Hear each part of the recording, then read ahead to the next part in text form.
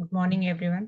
इस वीडियो में हम एनसीईआरटी की जो इंटेक्स्ट एक्टिविटीज है of the chapter, NCERT class 10th की इंटेक्स्ट एक्टिविटीज, चैप्टर का नाम है एसिड बेसिस सॉल्ट। उसकी in-text activities one by one solve करेंगे। तो ये पहली एक्टिविटी है, एक्टिविटी 2.1। तो एक्टिविटी क्या है? Collect the following solutions from the science laboratory: hydrochloric acid, sulphuric acid, nitric acid, acetic acid, sodium hydroxide and calcium hydroxide, potassium hydroxide, magnesium hydroxide, and ammonium hydroxide. Put a drop of each of the above solution in a watch glass by one and test the drop of indicators shown in table 2.1। इसमें क्या करना है कि आपको हर एक acid लेना है एक वॉच ग्लास में, उसके बाद ये सारे इंडिकेटर्स डाल के टेस्ट करना है कि वो क्या कलर चेंज दे रहे हैं। ठीक है। और अपनी ऑब्जर्वेशन को रिकॉर्ड करना है। इसको हम सॉल्व करेंगे।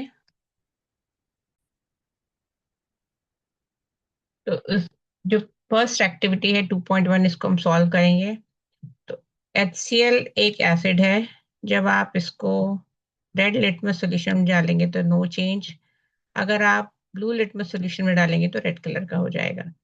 फिनोप्थलीन में एसिड कलरलेस होता है। कोई भी एसिड हो, मिथाइल ऑरेंज सोल्यूशन में ये रेड कलर देता है, HCl या कोई भी एसिड। सल्फ्यूरिक एसिड है। अगेन एसिड का काम क्या है? ब्लू लिटमस को रेड में कन्वर्ट करना। तो रेड लिटमस में ये नो चेंज, ब्लू लिटमस में रेड कलर का हो जाएगा। फिनोप्थलीन में कोई भी एसिड कलरलेस होता है। फिनोप्थलीन में कोई भी एसिड, मिथाइल ऑरेंज में कोई भी एसिड रेड कलर देगा। नाइट्रिक एसिड, रेड लिटमस में नो चेंज अगेन क्योंकि ये एसिड है। ब्लू लिटमस में रेड कलर का हो जाएगा। फिनोप्थलीन सोल्यूशन में ये कलरलेस रहेगा कोई भी एसिड। मिथाइल ऑरेंज सोल्यूशन में रेड कलर का हो जाएगा। एसिटिक एसिड अगेन एक एसिड है। रेड लिटमस में नो चेंज, ब्लू लिटमस में रेड कलर, फिनोप्थलीन में कलरलेस। कोई भी एसिड का यही प्रॉपर्टी है। मिथाइल ऑरेंज रेड कलर का हो जाएगा। ये सारे बेसिस हैं क्योंकि इसमें आप देख सकते हो NaOH, कैल्शियम हाइड्रोक्साइड। तो जिसमें भी OH लगा हुआ है 10th क्लास के स्टैंडर्ड के हिसाब से आप ये मान सकते हैं कि वो बेस है।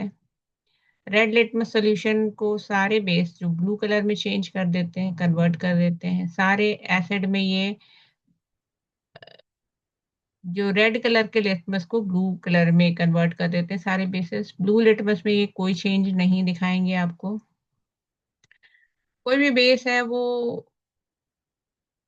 फिनोप्थलीन में पिंक कलर देता है, और कोई भी बेस है वो मिथाइल ऑरेंज सॉल्यूशन में येलो कलर का हो जाता है। ठीक है। तो ये हमारी फर्स्ट एक्टिविटी सॉल्व हो गई है।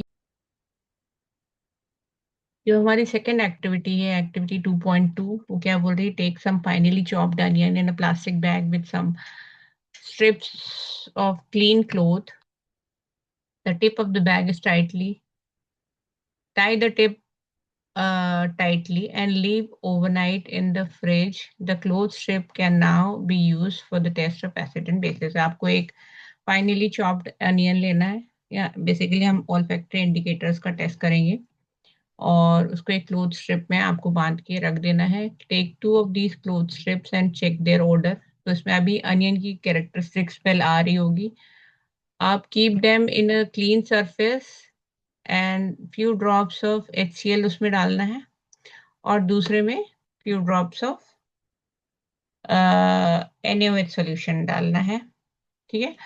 तो आपको पता है कि जो ऑल्फैक्टरी इंडिकेटर्स होते हैं वो HCl में अपनी कैरेक्टरिस्टिक स्मेल देते हैं, लेकिन जो बेस है वो उसमें अपनी स्मेल वो हटा देते हैं। तो rinse both the strips with water and check again their odor, note your observation।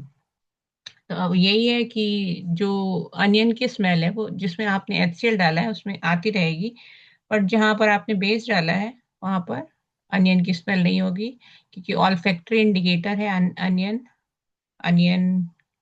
और वो एसिड में कोई भी ऑल्फैक्टरी इंडिकेटर एसिड में अपना कैरेक्टरिस्टिक स्मेल देता है, लेकिन बेस की प्रेजेंस में अपना कैरेक्टरिस्टिक स्मेल नहीं देता है।